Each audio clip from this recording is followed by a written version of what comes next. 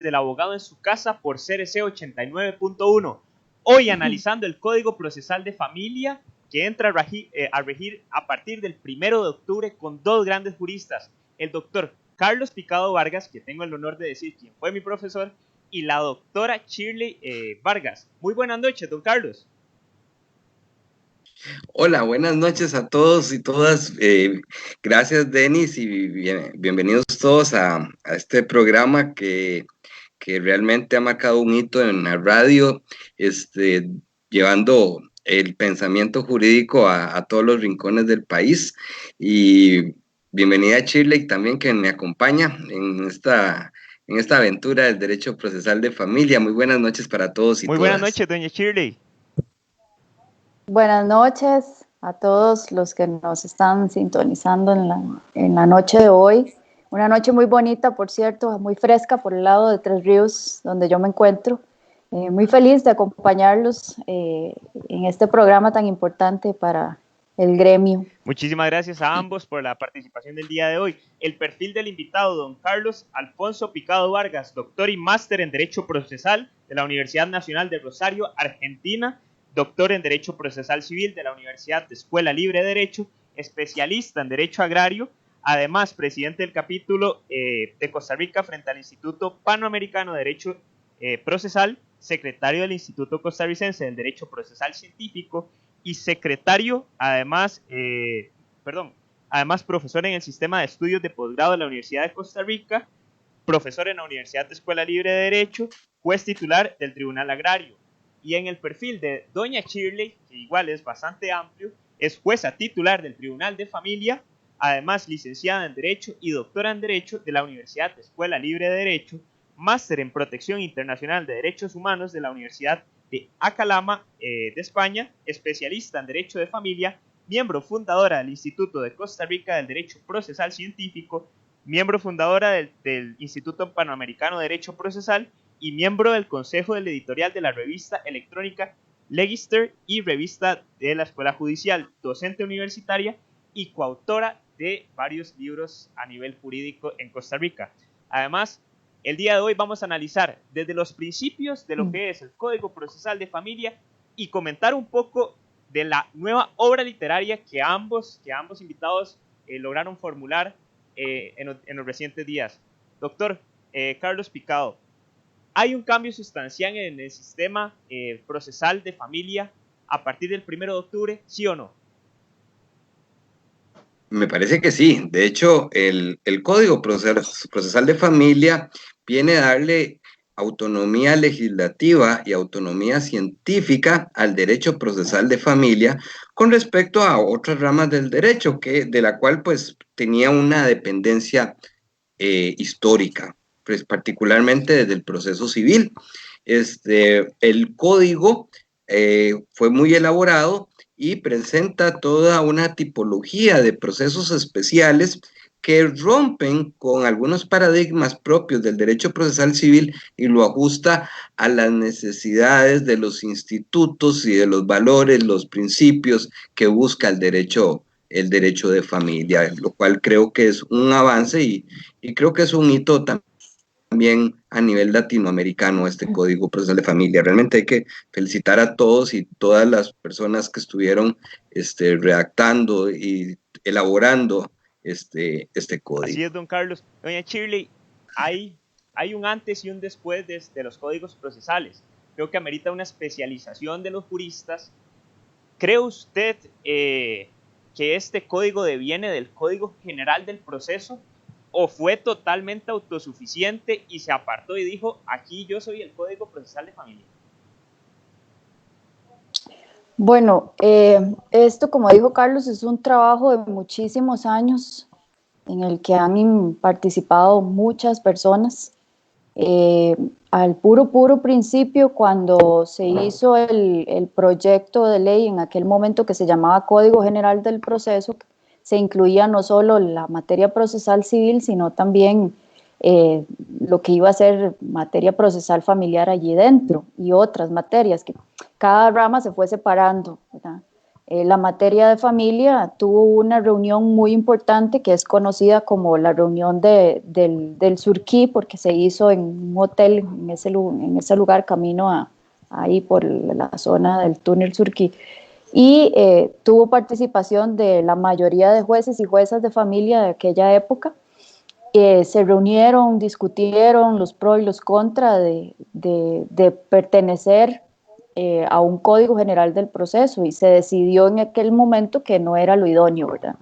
Que la materia procesal de familia tenía que tener su propio código especializado, y así fue como entonces nace la idea de crear un código procesal familiar completamente autónomo a lo que era en aquel entonces el Código General del Proceso. Claro, doña Shirley, ¿se puede?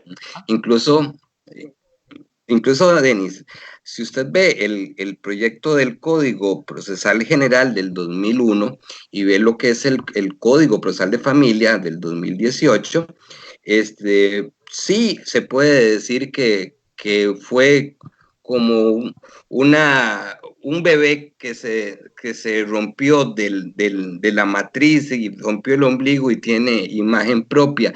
Ese código el Código Procesal General sí tiene la semilla y la base de todos los códigos procesales que salieron, pero sí me puedo atrever a afirmar, viendo todos en forma comparativa, que el Código Procesal de Familia es el que se atrevió a ir más allá y cambiar más para tener una identidad propia. Y eso es, como bien dijo Shirley, eso es parte de la autonomía que se buscaba en el derecho de familia y que ameritó tener un código aparte de todos los demás.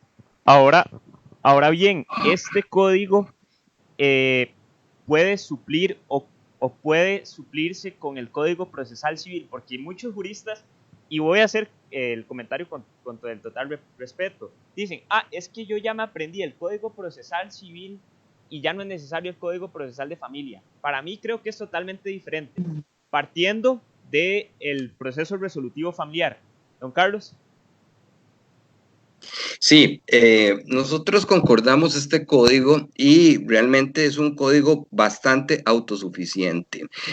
Si bien es cierto, establece la posibilidad de integrar con otras normas, básicamente las aplicaciones supletorias a las que remite el Código Procesal de Familia es al procesal civil y básicamente es en cuanto a la vía de apremio en los remates, cuando hay sentencias de condena a pagar una suma líquida y exigible, o cuando hay que hacer el embargo y el remate de bienes, pero salvo eso, me parece que este código crea procesos nuevos y la remisión no es tanta. Si vemos otros códigos como el agrario, el contencioso administrativo o el laboral, ahí sí hay mucha aplicación supletoria del Código Procesal Civil.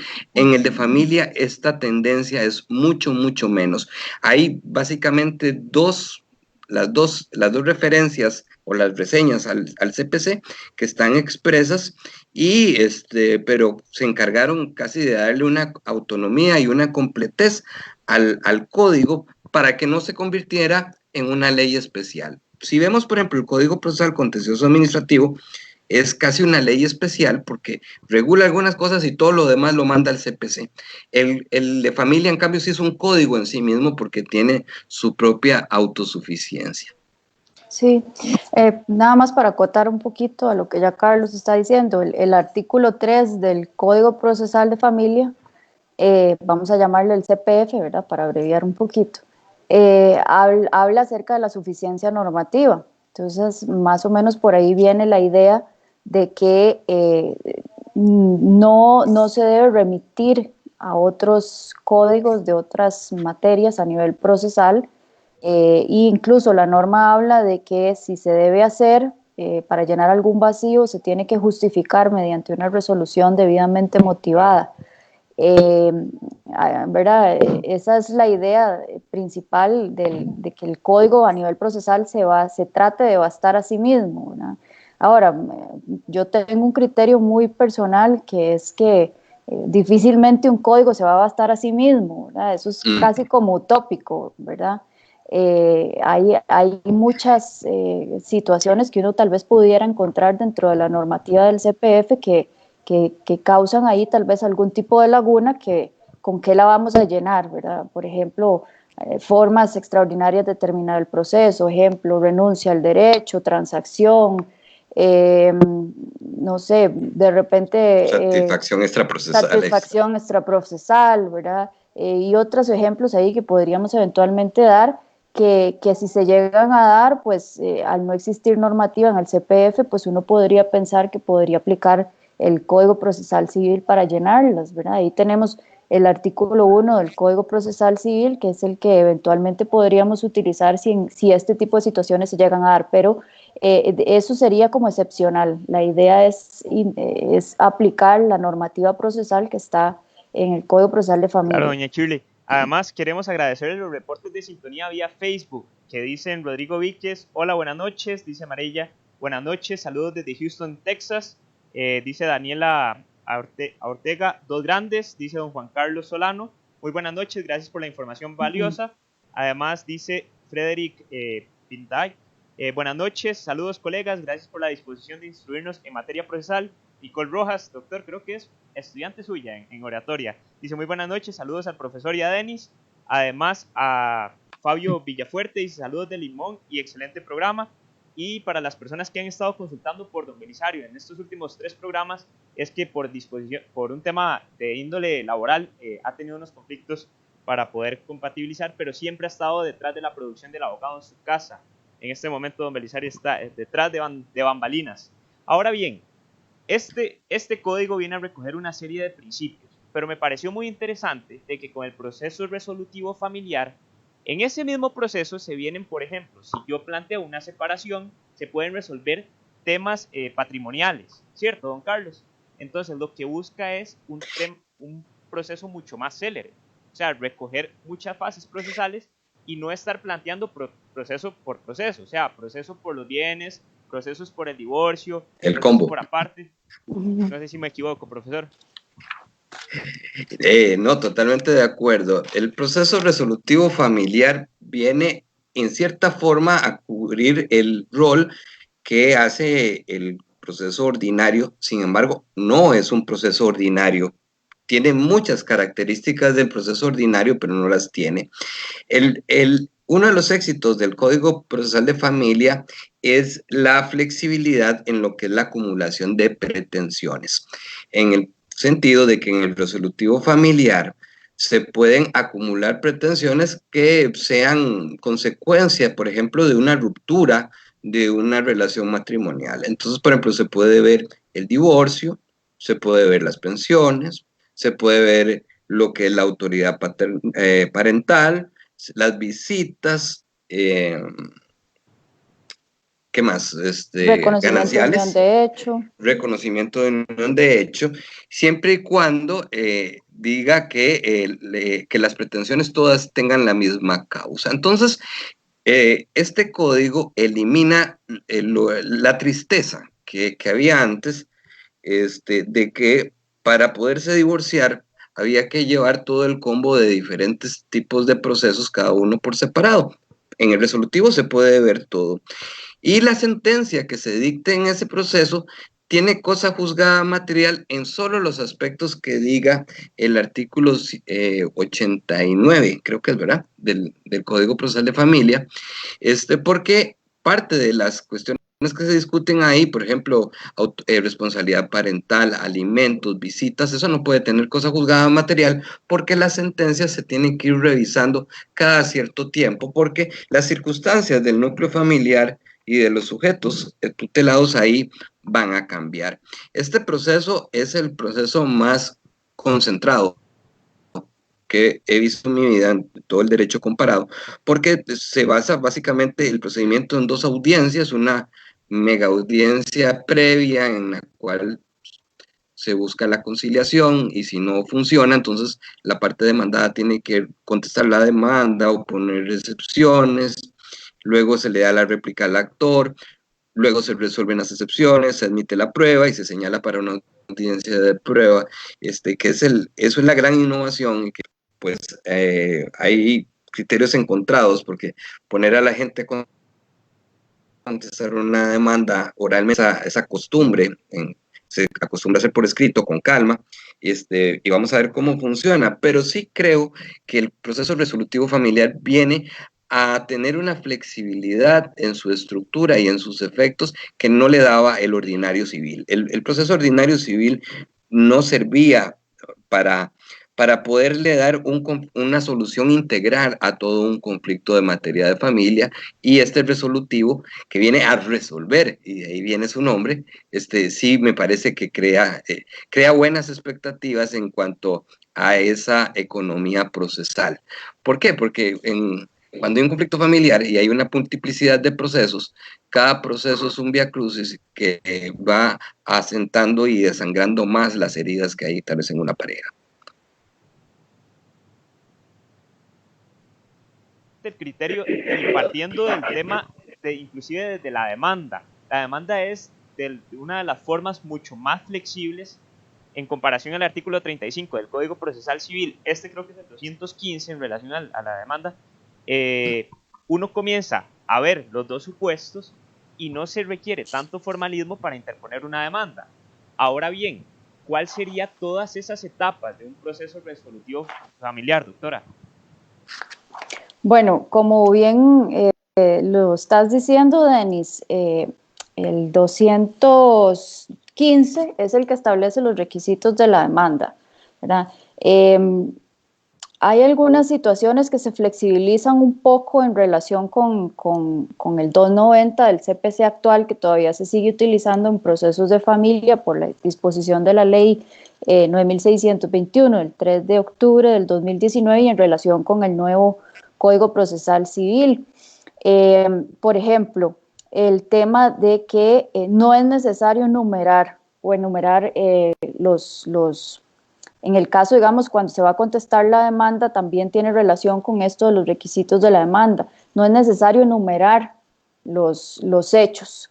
Esto es una flexibilización, pienso yo, que los redactores quisieron utilizar ahí en este caso, y ha sido muy criticado a nivel de reunión de algunos colegas que en su oportunidad tal vez pudimos tener opción de discutir requisitos de demanda, porque algunos han dicho que cómo es entonces que si no se enumeran los hechos, la parte demandada va a ser para contestar, ¿verdad? Va a ser como muy enredado, que puede ser incluso más como un diálogo o un cuento de una historia que con la formalidad con la que se establecen las demandas actualmente, que son hechos numerados y establecidos. Yo pienso que eso habrá que verlo, ¿verdad? Esa flexibilización que le han dado a estos requisitos de la demanda ya lo tendremos que ver cómo funciona cuando ya entre en vigencia el código. Y a propósito de la vigencia del código, está para el 1 de octubre del 2020.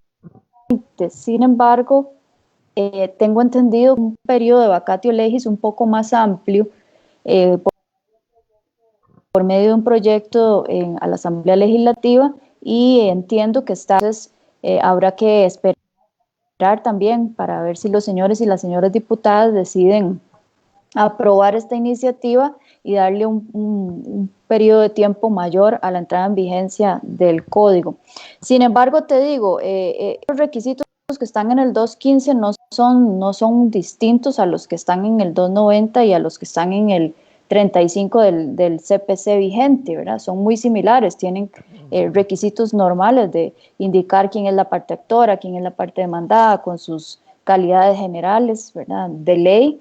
Hay algunas flexibilizaciones que se han dado en materia procesal familiar, por ejemplo, en los casos en que si a usted como abogado o abogada litigante se le olvida poner en el escrito de demanda las calidades generales de ley de alguna de las partes, pues el derecho procesal familiar en eso sí se ha caracterizado en ser un poco distinto a la rigidez del procesal civil, en el sentido de que no es que te van a declarar inadmisible la demanda por no poner que es, por ejemplo, casado, soltero, viudo, divorciado, ¿verdad?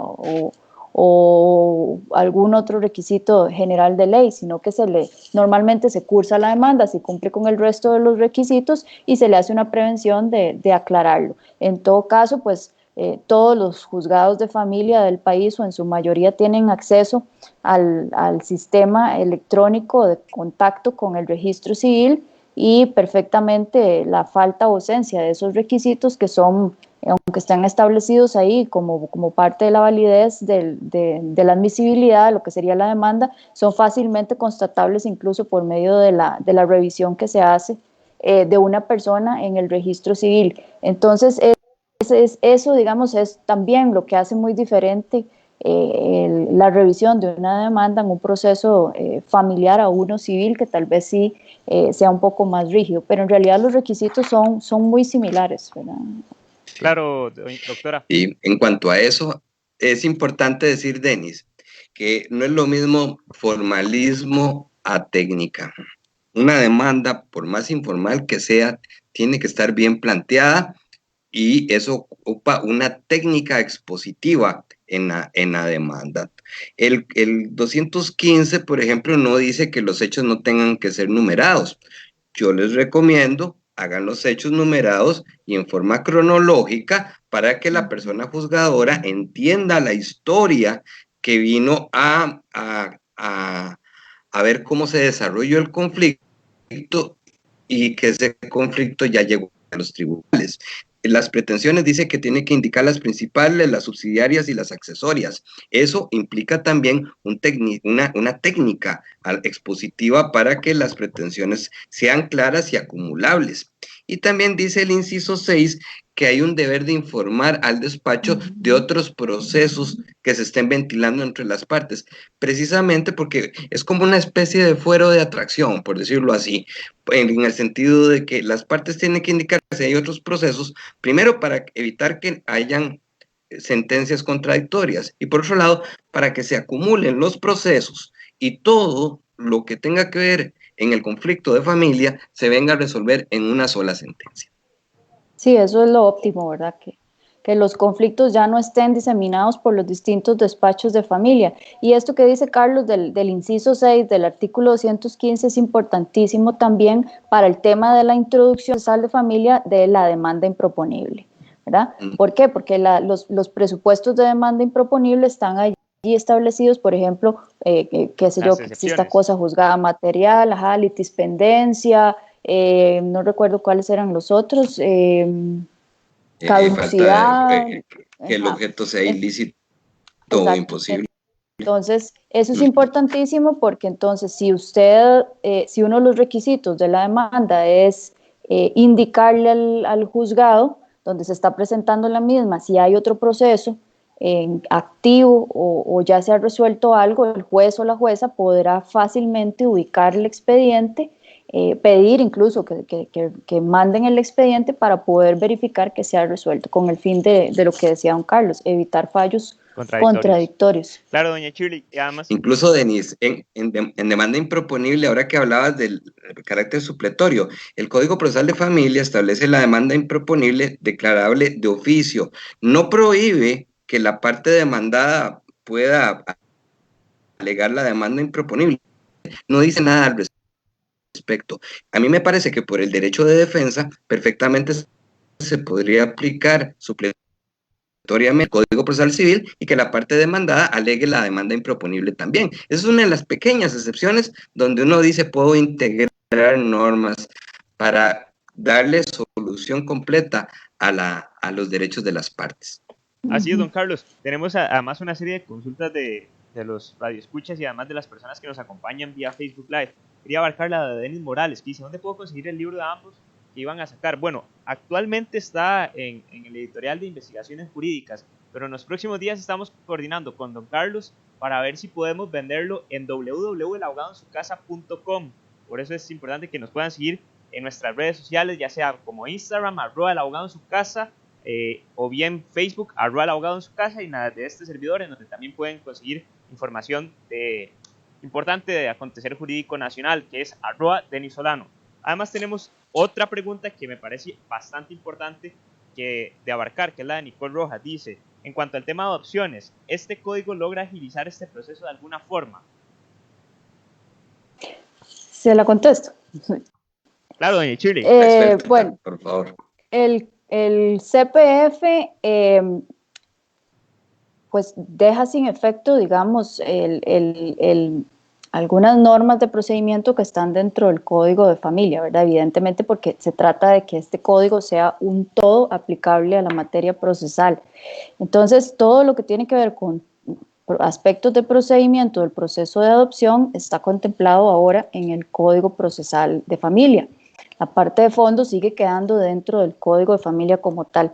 Y sí, me parece que es un procedimiento más ágil, o sea, mucho más célere. ¿Por qué? Porque se presenta la solicitud de adopción, esta pasa por un procedimiento que el juez o la jueza de familia va a tener que realizar, que es común a todos los procesos que están en el CPF, que es la parte de revisar la admisibilidad de la demanda, de la gestión. En este caso no es una demanda porque es un proceso no contencioso, pero se revisa, digamos, la gestión que se está presentando, pasa por ese tamiz y se genera también la realización de una audiencia que es bastante concentrada, ¿verdad? La audiencia se va a hacer una vez que estén realizadas todas las pericias y que esté recabada toda la prueba documental que se haya ofrecido por la parte gestionante y también genéricas que son de mucha utilidad en este tipo de procedimientos adoptivos, como por ejemplo las técnicas, pericias de trabajo social y psicología.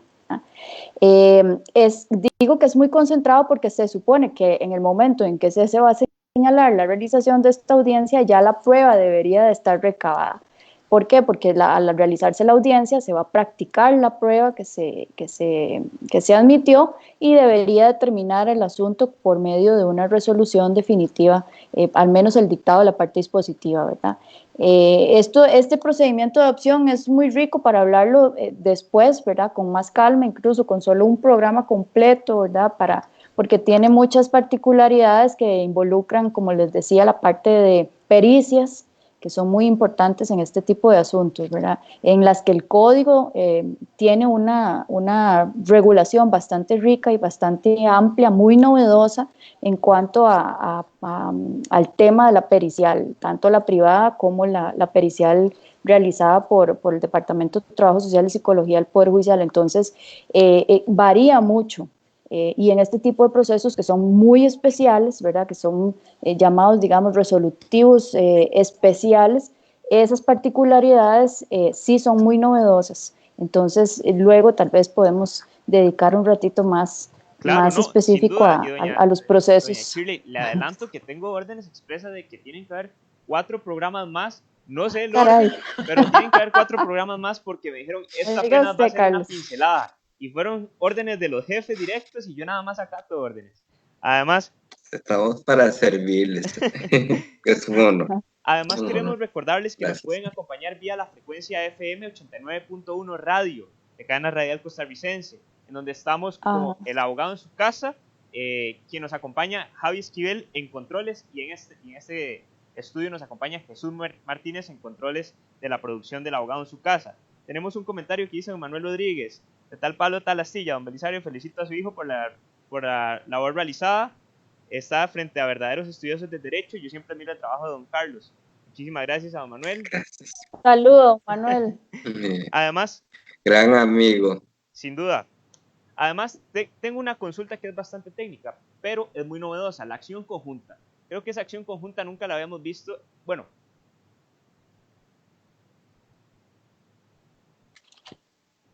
Se fue el audio. Perdón. En donde las dos partes plantean el proceso. Ahora, ¿me escucharon la pregunta? No. No, señor. La consulta es la siguiente, en donde las dos partes plantean el proceso.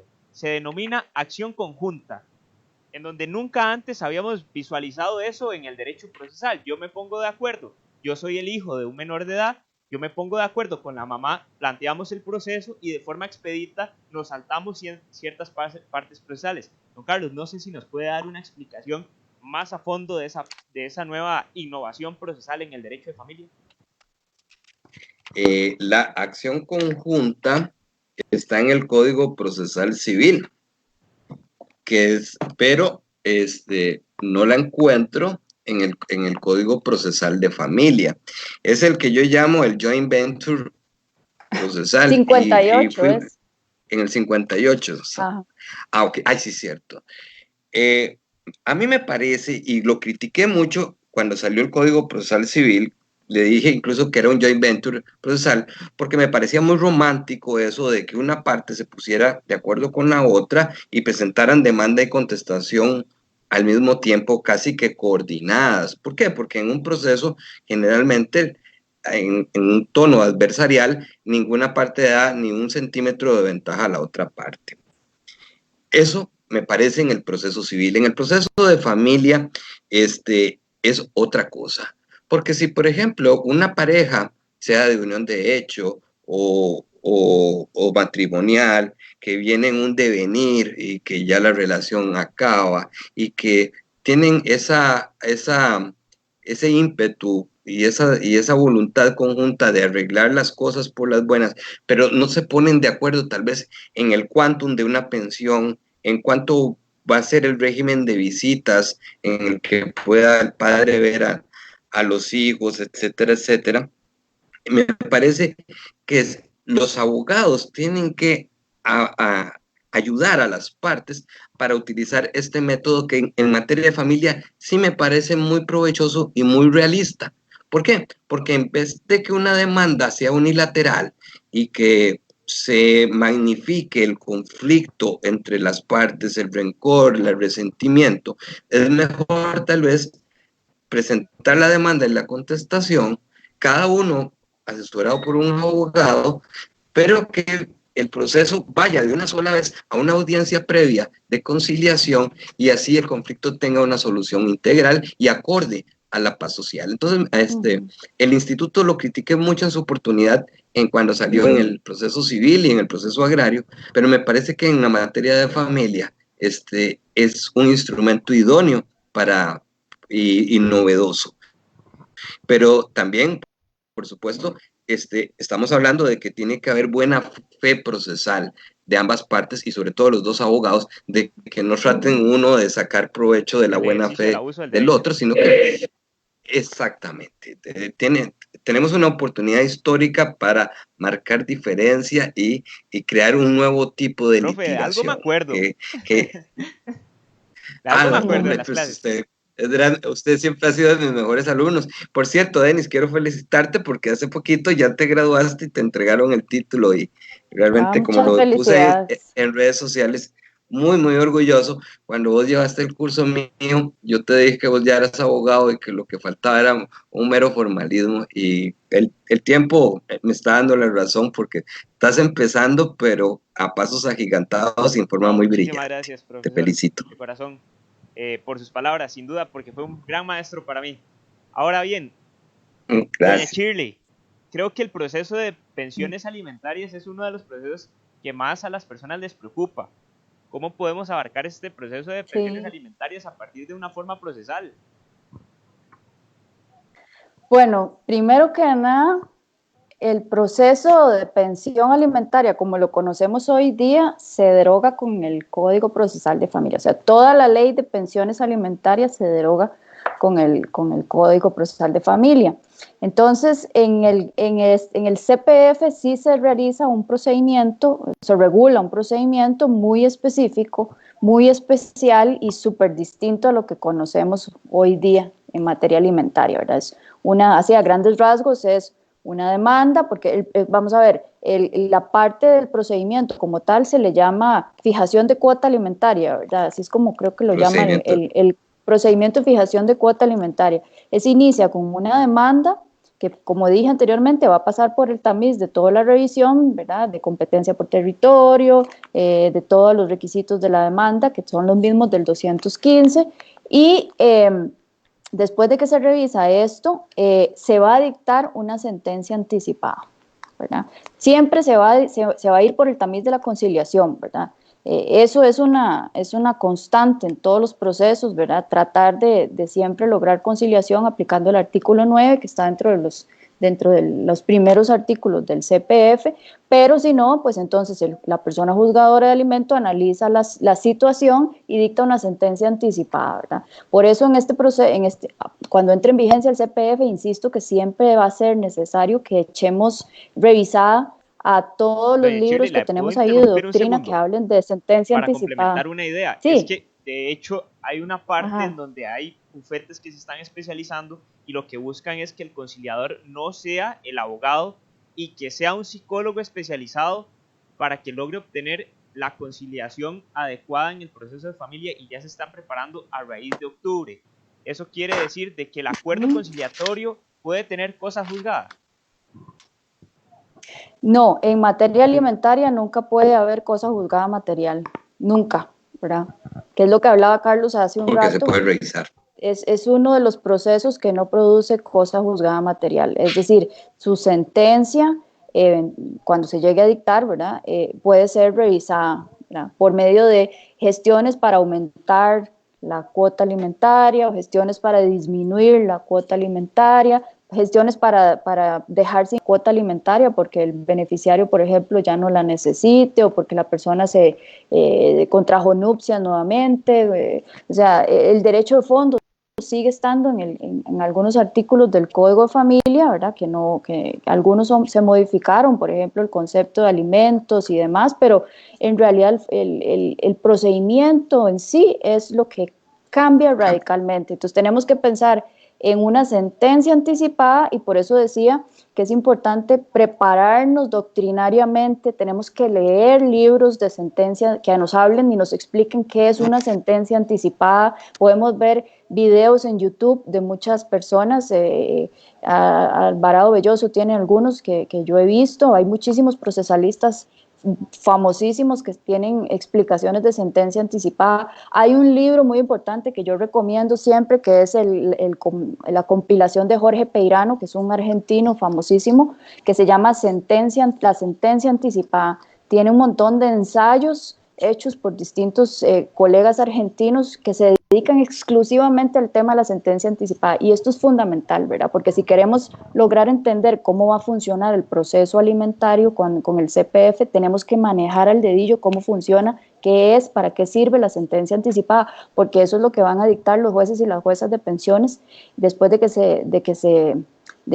si no hay conciliación, pues entonces se dicta la sentencia Igual la anticipada, lista de ¿verdad? excepciones. Y Sí. en el momento en que se notifica la sentencia anticipada a la parte demandada, esta va a contar con 5 días para plantear la oposición a esa sentencia anticipada. Entonces, no va a existir pensión alimentaria provisional como la conocemos hoy día como medida cautelar que se dicta en un auto de traslado, porque eso no va a existir. La persona se va a oponer a la sentencia anticipada, que no es lo mismo que hablar de un recurso de revocatoria y apelación a la sentencia anticipada, porque eso no va a existir, ¿verdad? Entonces, como les digo, es un cambio radicalísimo en el procedimiento alimentario, que a eso podemos dedicar también un programa entero, porque la gente está muy, muy pendiente y tiene muchísimas dudas. Sin duda, sin duda. Sí, sí, sí. De hecho, vamos a dar un curso vamos a dar un curso el 14, el 21 y el 28 de julio, de 6 a 8, con la UNEVAN, que es la Unión Nacional de Notarios, y vamos a dar un curso de un día solo para el resolutivo, otro curso para la pensión y el otro para la restitución internacional de menores. Muy Pero interesante. sí, es totalmente distinto. O sea, no hay pensión provisional, lo que hay es una sentencia anticipada. O sea, presentada la demanda, lo llaman a conciliar. No concilian, entonces el juez dicta una sentencia anticipada. Si el demandado no se opone, esa sentencia queda firme y ya le fijó la pensión. Si se opone en forma fundada, es decir, alegando excepciones y ofreciendo prueba, nos vamos a una audiencia única donde se reciben las pruebas, se hacen alegatos de conclusiones y ahora sí, se dicta una sentencia en la cual se determina si se mantiene la sentencia anticipada o si se modifica el monto. Este proceso es solo para pensiones que no están establecidas anteriormente. Es decir, si la pensión fue fijada en un convenio de divorcio por mutuo acuerdo, este proceso no es para eso. Si la pensión ya fue fijada en un proceso anterior, este proceso no es para eso. Es para pensiones que se van a poner por primera vez. Si usted lo presenta existiendo ya una pensión anterior, le van a rechazar de plano por improponible la demanda porque ya la pensión fue fijada. Y ya no se elimina el incidente de rebajo o de aumento de pensión, sino que se hace un procedimiento también especial que es de modificación, cancelación o liquidación de la pensión alimentaria, en el cual pues no es exactamente un incidente, y viene a complementar, exactamente, viene a complementar, siendo como la segunda parte de este proceso principal. Sí, en ese curso vamos a estar hablando de todo el procedimiento nuevo y de muchas de las vicisitudes procesales que se pueden presentar a la hora de tramitar el proceso, ¿verdad?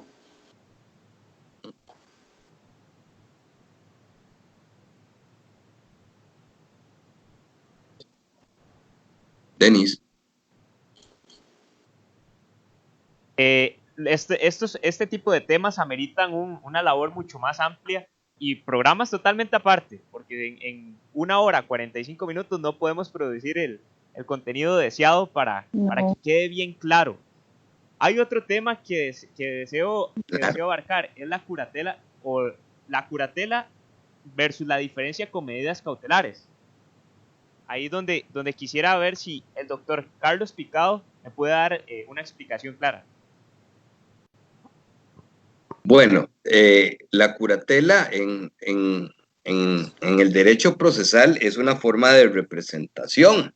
El curador ad litem generalmente viene a representar procesalmente, haciéndole la defensa técnica a aquellas personas que son ausentes o inclusive si están declarados como incapaces o los menores de edad. Ahora bien, en materia de familia, era tutela, es distinto. no curatela. Ahora bien, para responder a tu pregunta, la curatela no es Sí, una medida. La curatela, como la entendemos en el derecho procesal civil, no es una medida cautelar. Estaba en el Código Procesal Civil de 1990 dentro de las medidas cautelares, pero es más bien un tema de representación procesal. Ahora bien, en cuanto al Código Procesal de Familia, esto viene a romper completamente a través de lo que es la salvaguardia, de lo cual doña Shirley nos va a explicar al respecto y su diferencia con la curatela. Bueno, creo que Denis ibas a decir algo. Era la diferencia, entre tutela y medidas cautelares, pero ya podemos seguir abarcando ese tema porque igual estaba en el guión. Fue un tema que estábamos aquí viendo detrás de micrófonos, un tema técnico, y por ahí se generó una pequeña confusión. Medidas tutelares es cuando hay medidas tutelares, no son medidas, son una especie especial de medidas cautelares. Las medidas tutelares son aquellas que se dictan, pero no para proteger un derecho de una parte en específico, sino para proteger intereses difusos, colectivos o supraindividuales. Es una especie de forma de cautela, pero tiene efectos para una masa indeterminada de individuos. Ahora bien, ya que don Carlos me encaminó y ahora, a doña Shirley, ¿la salvaguarda? Ajá. Ok, pero vos preguntabas por tutela como instituto jurídico del Código de Familia. La tutela como tal es un tipo de proceso que es no contencioso, que se utiliza cuando hay personas menores de edad que no están sujetas a responsabilidad parental. Por ejemplo, menores huérfanos expósitos son digamos, un grupo etario al cual se le puede pensar en presentar un proceso para dotarlo de un tutor, ¿verdad? Ese es como, digamos, el concepto que yo entiendo de tutela, que está el proceso judicial de tutela, ¿verdad? Pero es completamente diferente a la medida cautelar, ¿verdad? Ahora, si hablamos de tutela como género, sí es lo que Carlos está diciendo, ¿verdad? Que es como un gran género que abarca subespecies. Entre estas están las medidas cautelares, la sentencia anticipada, por ejemplo, ¿verdad? Las medidas autosatisfactivas, ¿verdad? Entonces por ahí tiene sus diferencias radicales. Ahora sí, la salvaguardia, que es lo que le está preguntando a él. Es el gran cambio. Es uno de los grandes cambios. La ley que regula el Instituto de la Salvaguardia de la salvaguardia entró en vigencia el 30 de agosto del año 2016, si no me equivoco, ¿verdad? Con esta ley, Ley de Promoción de la Autonomía Personal de las Personas con Discapacidad, ¿verdad? Es una ley con un nombre bastante largo.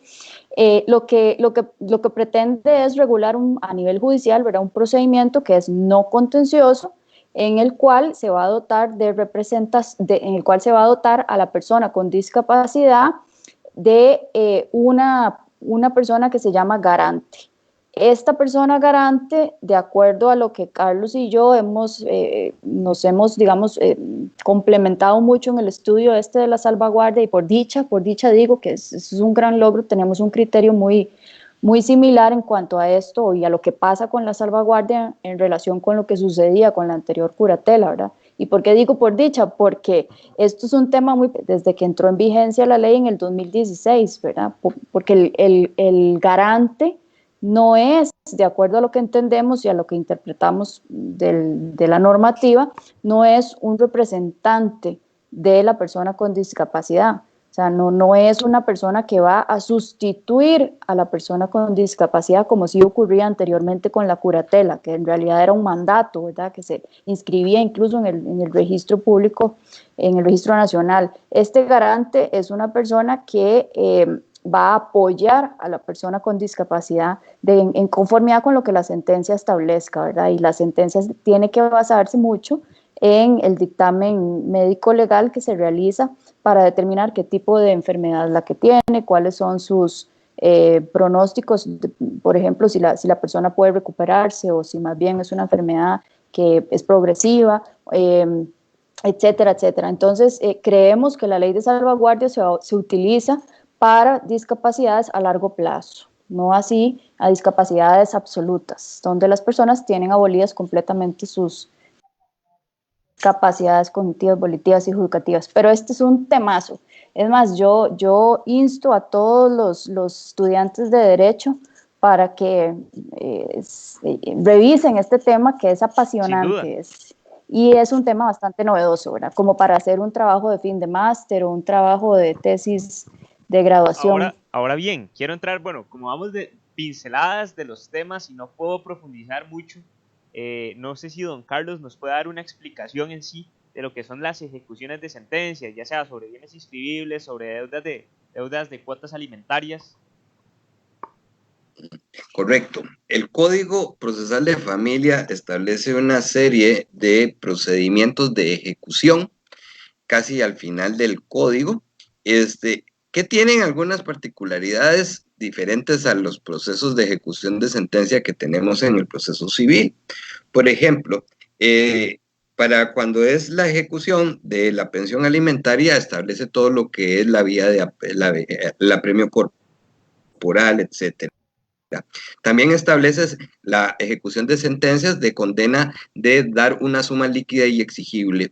En ese caso, ahí remite al Código Procesal Civil, en el sentido de que firme la sentencia, se hace la liquidación, se decreta embargos, se señala remate y sigue todo el procedimiento de embargo y remates del Código Procesal Civil. También establece un procedimiento para las sentencias de condena a pagar una suma por determinar, lo que llamábamos las sentencias en abstracto. En estas también establece un procedimiento que me parece que es más célere que el mismo del Código Procesal Civil, en el sentido de que se hace la liquidación, se presenta la ejecución de sentencia, se ofrece la prueba, se le da audiencia de 5 días a la parte, si hay prueba que recibir, se recibe y se dicta en una sola sentencia. Ese procedimiento es más rápido. Por otro lado, y que en el que creo que hay mayor innovación, es en la ejecución de sentencias de bienes gananciales. Por ejemplo, cuando una sentencia en un proceso resolutivo familiar determina que X cónyuge tiene derecho de gananciales sobre los bienes de su excónyuge, este procedimiento de ejecución de sentencia es únicamente para determinar el valor de los gananciales. Entonces, se presenta una una demanda, por decirlo así, de ejecución muy sencilla, en la cual se trae la sentencia, se dice que la sentencia está firme, que condenó a pagar la ganancialidad, se ordena prueba pericial para determinar el valor del inmueble, y si hay oposición, entonces se recibe prueba. Si no se oposición, entonces el juez, con base en el peritaje, señala, establece el monto a pagar por gananciales, pudiéndole dar un plazo de 6 meses a poder pagar ese derecho de gananciales. ¿Por qué? Porque tal vez la parte de lo que ocupa entonces es vender la propiedad o conseguir el dinero para poder pagarle a su excónyuge eso. Y el plazo de 6 meses me parece que es algo muy razonable, muy proporcional, de modo porque en la mayoría de los casos, Innecesario. pues claro, los efectos patrimoniales y económicos del divorcio. Entonces, las partes necesitan a veces conseguir financiamiento en ese sentido.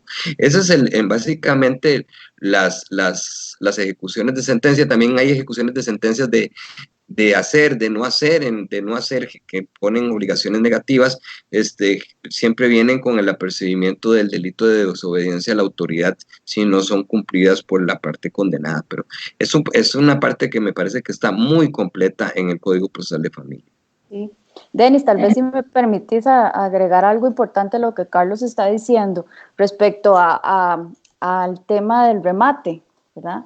El Código Procesal de Familia ya viene a definir claramente cómo es que se van a realizar los remates, ¿verdad? Por remisión, como decía Carlos al principio, a las regulaciones del Código Procesal Civil, pero algo importante que tenemos que tomar en cuenta es el artículo 322 del CPF, que es el que regula que cuando la propiedad se encuentra en copropiedad de la pareja, el remate se realiza, pero vea qué interesante, sin posibilidad de rebajar la base, ¿verdad? Que eso más o menos es como la línea jurisprudencial que ha venido teniendo el Tribunal de Familia en cuanto a temas que tienen que ver con remates, ¿verdad? Que esto también es un tema, bueno, riquísimo para cualquier estudiante de Derecho que quiera hacer su tesis de graduación, ¿verdad?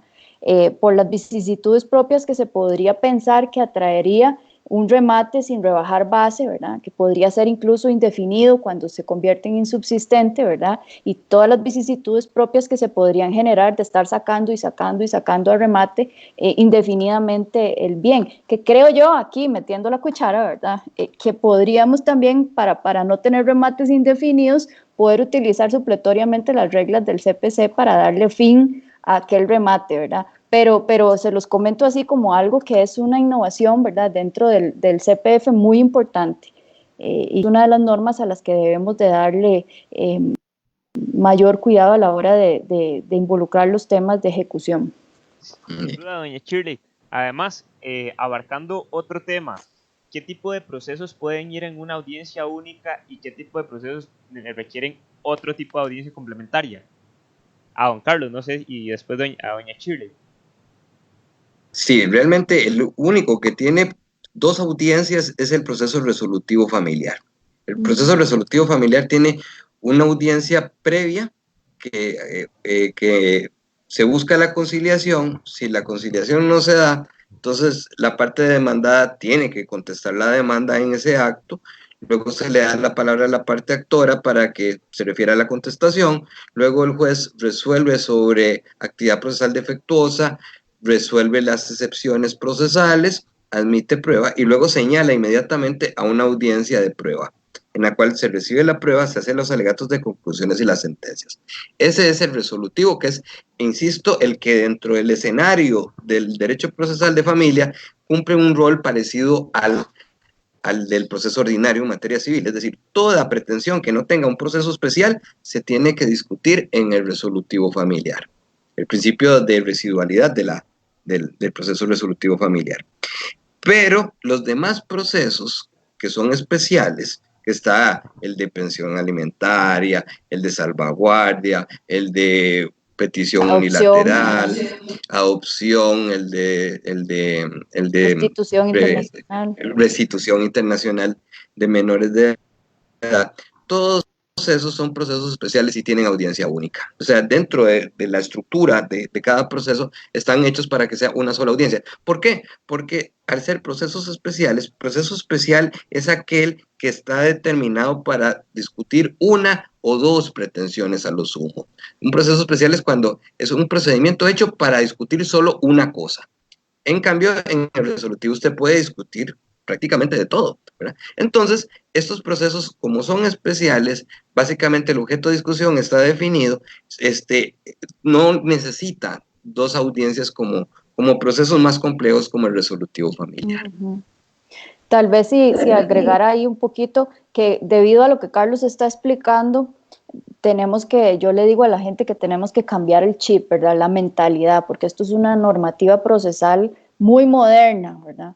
Y en estos procesos que tienen audiencia única, principalmente en el de pensión alimentaria, ¿verdad? Que es una sentencia anticipada, donde si hay oposición, si vamos a la audiencia, ¿verdad? A practicar la prueba que ofrecieron las partes. Pero en los otros que son audiencia única, la práctica de la prueba y la recabación de la prueba tiene que ser ágil, ¿verdad? Es decir, en el momento en que se va a hacer el auto de señalar la audiencia, o sea, cuando se convoca a las partes, a sus representantes legales para que lleguen a la audiencia, tiene que estar recabada la prueba. En principio eso es lo que se espera, ¿verdad? Y, por ejemplo, imagínate en el proceso de pensión alimentaria, donde se establece que la audiencia tiene que hacerse dentro del plazo de 15 días siguientes al momento en que exista la oposición o termina el plazo para realizar la oposición. A partir de ahí cuentan 15 días para realizar la audiencia. Es un plazo de tiempo sumamente corto, claro, ¿verdad? Entonces, eso va a hacer que los juzgados de pensiones alimentarias tengan que coordinar inmediatamente con todas las instituciones públicas a las que hay que pedirles informes, ¿verdad? Que son muy, muy frecuentes, típica prueba documental de un proceso alimentario. Si hay que recabar una prueba pericial, por ejemplo, de tipo socioeconómica, un proceso alimentario, tiene que estar recabada ya esa prueba al momento en que se hace la convocatoria a la audiencia, igual que en un proceso de adopción tendrían que estar listas las pericias de tipo psicosocial, igual que, por ejemplo, cuando hablamos de un proceso de salvaguardia, donde necesitamos la prueba técnica, otros en el proceso de protección cautelar, por ejemplo, si se requiere algún informe de alguna institución pública, ya tiene que estar listo. Entonces eso va a obligar a que los juzgados de todo el país cambien el chip, ¿verdad? De que ahora hacemos un oficio, lo mandamos por el correo, esperamos a que la institución conteste y ahí puede pasar varios tiempos, ¿verdad? Claro. O que los plazos de trabajo social y psicología, pues a veces también son bastante extensos a la hora de hacer las pericias y pues eso nos va a obligar a realizar gestiones de coordinación para poder obtener prueba en tiempos realmente cortos. Don Carlos, doña Shirley, el tiempo nos está premiando. Quería agradecerles de corazón de parte mía y de don Belisario la participación del día de ustedes. En 30 segundos una conclusión de parte de cada uno de ustedes. Don Carlos. Bueno, primero decirles que el Código Procesal de Familia es una reforma muy innovadora, viene a reinventar el derecho procesal de familia y por ende también todos, jueces, partes, en el foro, en la academia, profesores y estudiantes, todos tenemos que estudiarlo mucho porque realmente vamos a cambiar la forma en cómo se hacía justicia en materia de familia. Y creo que los cambios son bastante positivos, pero necesita de mucha preparación de todos para que este código tenga mucho éxito. Bueno, de parte mía, yo quiero instar a la reflexión sobre los primeros artículos que contiene la normativa del Código Procesal de Familia. Ahí es donde los principios procesales son el pilar sobre el cual se sientan las bases para la aplicación de una normativa procesal tan moderna como esta. Quiero aprovechar estos segundos para mandar un saludo a don Diego Benavides, porque es el principal precursor de los principios del derecho procesal en este país, ¿verdad? Y ahí están plasmados en el artículo 6 de esta normativa, ¿verdad? Esto, como decía Carlos, exige especialización de todas las personas que nos dedicamos al derecho de familia, que nos podemos llamar operadores del derecho, ¿verdad? Tenemos que manejar muy, muy bien los principios procesales y principalmente prestar mucha atención a que la persona humana es el centro del proceso del derecho procesal familiar, tal cual lo regula esta normativa. Claro, doña Shirley. De hecho, mi reconocimiento a don Diego, porque don Diego es un maestro. No, y en los próximos programas, estamos coordinando para que don Diego nos acompañe a partir inclusive de los 1 de octubre, que sea parte del que abra el abogado en su casa en sí. Mi agradecimiento, sin antes una consulta que dice por acá, de que si esta charla queda por la página de YouTube del abogado en su casa, queda. La página de YouTube se abrió el día de hoy, ya pueden ingresar, suscribirse, además pueden seguirnos como www.elabogado en su casa, ahí están todos los episodios, está el Instagram del abogado en su casa y el Facebook, y tanto los personales como @Belisario Solano o @Denis Solano. Este fue un programa más del abogado en su casa por CRC 89.1 Radio. Adiós. Muchas gracias, un placer. Gracias, Denis.